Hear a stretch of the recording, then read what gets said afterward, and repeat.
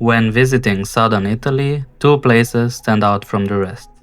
Matera, one of Italy's most beautiful and historic cities, and Alberobello, famous for its unique Trulli houses that look as if they belong in a fairy tale. Both are UNESCO World Heritage Sites, both attract visitors from around the world, and both offer a completely different experience. But which one should you visit? To find out, I traveled to both destinations, and in this video I'll show you their highlights, tell you a little bit about their history, and help you decide which one deserves a place on your itinerary. Welcome to Matera, one of the most beautiful cities in southern Italy. While today it is considered one of the most beautiful cities and is part of UNESCO, this wasn't always the case. Until the 1960s, it actually was named the Shame of Italy, because most houses here did not have running water or electricity. But fortunately, since 1992, it is part of UNESCO, and in 2019 it was voted the first southern Italian city that became the capital of European culture. Standing here today, it's honestly hard to believe that the city was once considered a national embarrassment. And if Matera looks familiar to you, that's probably because it has appeared in several famous movies, such as The Passion of the Christ, 007 No Time to Die, and many other productions were filmed here, taking advantage of the city's ancient streets and spectacular scenery. But long before Hollywood arrived, people had already been living in these caves and stone houses for thousands of years. It is even said that Matera is one of the oldest continuously inhabited cities in Europe.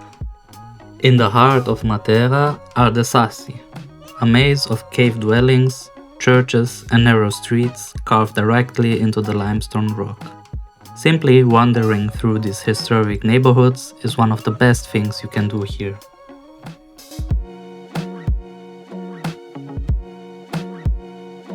One of the city's most important landmarks is the Matera Cathedral. Built in the 13th century, it sits on the highest point of the old town and dominates the skyline. Entry is usually around €3, and I would definitely recommend stepping inside. The cathedral features beautiful artworks, impressive decorations, and provides a fascinating glimpse into Matera's religious history.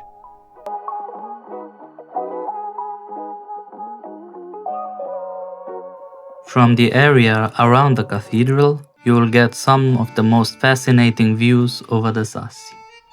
Another place that caught my attention was the rock church of San Pietro Barisano.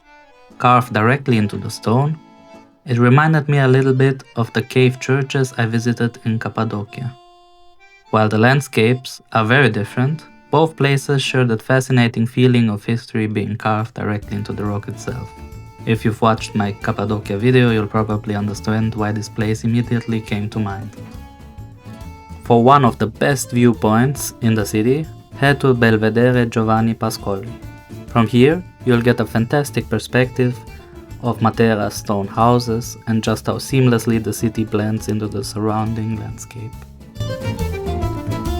Nearby is also the Convent of St. Agostino. It was closed during my visit, but its location overlooking the old town still makes it one of the city's most recognizable landmarks.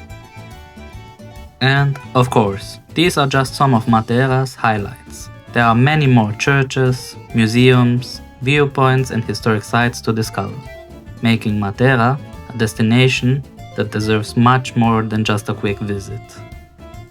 But now, let's compare it to Alberobello. While Matera is famous for its cave dwellings, Alberobello is known for a very different type of architecture. The town's iconic Trulli are whitewashed stone houses topped with distinctive cone-shaped roofs, creating one of the most recognizable landscapes in Italy. But before visiting Alberobello, I actually expected the entire town to be filled with Trulli, because that's what most photos on the internet seem to suggest. In reality, however, only certain districts are dominated by these unique buildings, while much of Alberobello looks like a typical southern Italian town.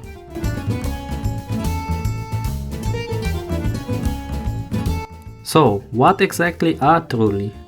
According to local tradition, they date back to the Middle Ages when the area was controlled by the Kingdom of Naples. They were specifically built without mortar so that the landowners could quickly disassemble the houses in case a tax collector came to collect the property tax. So in essence you could say it was a medieval form of tax evasion. Whether the story is entirely true or not, it remains one of the most fascinating legends associated with Alberobello and helps explain why these buildings are unlike anything else you'll find in Italy. The most famous district is Rione Monti, where hundreds of Trulli line in the streets and create the postcard image most people associate with Alberobello. There you will also find one of the town's most unusual buildings, the Church of St. Anthony. Built in the early 20th century, it is one of the few churches constructed entirely in the Trullo style and blends perfectly into the surroundings. If you're looking for a quieter side of Alberobello, I would recommend taking a walk through Rione Aia Piccola. This district receives far fewer tourists and offers a more authentic glimpse into daily life in the town. Another interesting stop is Casa D'Amore. Unfortunately, it was closed during my visit, but it remains historically significant because it was one of the first buildings in Alberobello constructed using mortar rather than the traditional dry stone technique. I also visited the church of St. Cosmas and Damian, dedicated to the town's patron saints. Its architecture contrasts sharply with the surrounding Trulli and adds another layer to Alberobello's history. Close to the church you will find one of the most interesting attractions in Alberobello, the Trullo Sovrano, the largest Trullo in town, and the only one built 2 stories high.